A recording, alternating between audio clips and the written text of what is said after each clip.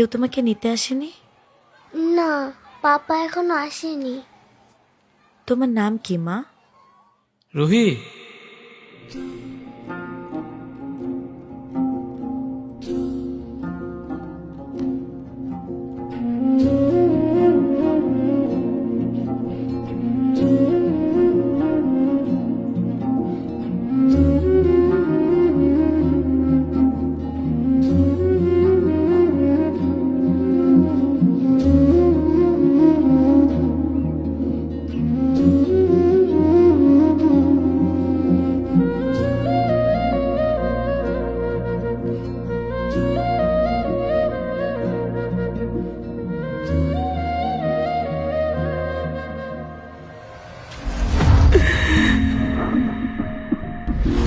এই হারামজাদি, এই এই কি?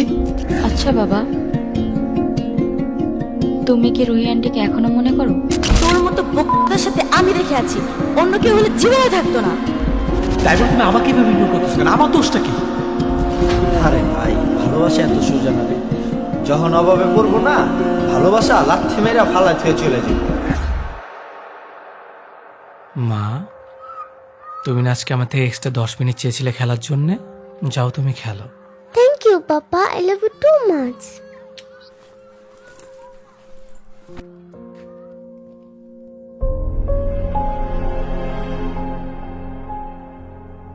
নিয়তি বড়ই অদ্ভুত। নিয়তিকে অদ্ভুত বলছেন কেন?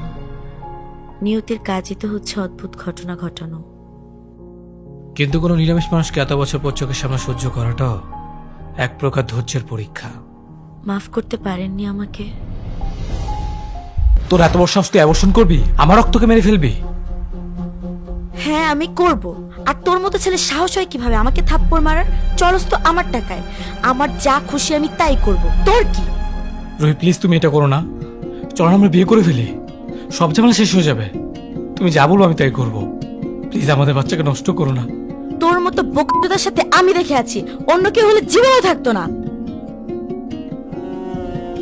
রুহি প্লিজ, রুহি আমাদের বাচ্চাকে নষ্ট করো না। রুহি, রুহি প্লিজ, রুহি,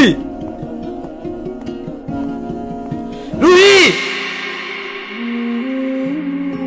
গিরিগিটির মতো একটা মানুষের পরিবর্তন কিছুতেই মেনে নিতে পারছিলাম না।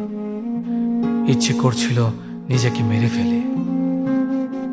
রুহি আমার রক্তকে মেরে ফেলতে যাচ্ছে, আমি বাধা দিয়েও পারলাম না। আমার কাছে আমার ক্যারিয়ার আগে। নিবিড় ভালোবাসায় অবসেসড হয়ে গেছে। আর যাই হোক, অবসেসড সাইকো কারো কথা শুনে আমি আমার লাইফ নষ্ট করতে পারবো না। একটা মানুষ কতটা জানোয়ার হলে নিজের সন্তানকে ভেবে মেরে ফেলতে পারে। হ্যাঁ, আমি তো খুনি। থাক, আমার কথা বাদ দাও। রোহির আম্মুর কথা বলো, আই মিন তোমার ওয়াইফ। আমার কাছে সে পৃথিবীর শ্রেষ্ঠ নারী। অনেক বেশি ভালোবাসে তোমাকে, তাই না? যে মানুষ তার নিজের ভালোবাসার মানুষের জন্য নিজেকে কোরবান করতে পারে, তার ভালোবাসা পরিমাপ করার যোগ্যতা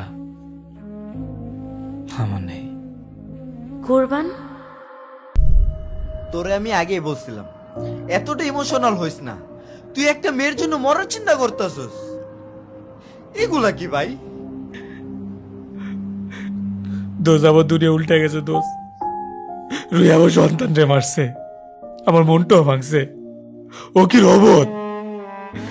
একবার আমারে বুঝলো না। এত বড় ধোকা দোষ আমি নিতে পারতেছি না। তুই কি পাগল? তুই ওর জন্য তোর নিজের জীবন শেষ করে দিবি? ও জানে যে তোর মা নাই, তোর বাবা নাই, তুই একটা এতিম ছেলে। ও কখনো এটা করতে পারতো না। আর কি ও তোর, আমি আছি না, আমি তোর ভাই আছি তো তোর সাথে। তোর আমি কিচ্ছু হইতে দিব না, কিচ্ছু না, তোর কিচ্ছু হইব না, তোর আমি কিচ্ছু হইতে দিব না। সেদিন সোলেমান আমার পাশে না থাকলে হয়তো আমি নিজেকে শেষ করে দিতাম। তারপর তারপর কি হলো? সোলেমান তার চাচাতো বোন জান্নাতের সাথে আমাকে পরিচয় করিয়ে দেয়। জান্নাত আমার অতীত বর্তমান সব জেনে আমার জীবনে এসেছিল। আসসালামু আলাইকুম। ওয়ালাইকুম আসসালাম। ভাইয়া বলে আপনি নাকি রুহাপুকে অনেক ভালোবাসেন। দেখেন, আপনি যদি এই নামটা আরেকবার মুখে নেন, আমি কিন্তু এখান থেকে উঠে চলে যাব। রাগ করতেছেন কেন? আমি জানি আপনি রুহাপুকে অনেক বেশি ভালোবাসেন। যে মানুষ একটা মানুষকে এত ভালোবাসতে পারে, আমি তার জীবন সঙ্গী হতে চাই। আমি আপনাকে ভালোবাসতে পারবো না কখনো। আচ্ছা ঠিক আছে, রাজি। আপনাকে ভালোবাসতে পারবো না জেনেও বিয়ে করতে চাইবেন আমাকে? হ্যাঁ করব। যে মানুষটার মনে তার জন্য এত ভালোবাসা, তার পাশে থেকে নিজেকে ভাগ্যবতী ভাবতে চাই। আমি অবাক হয়েছিলাম, আসলেই তো সবাই এক না। কিছু মানুষ এতটা স্যাক্রিফাইস করতে পারে, জান্নাতকে না দেখলে বুঝতাম না।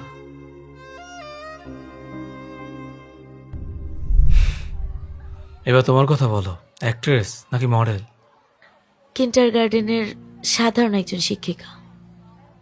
যাক, ভালো। Revenge of the nature.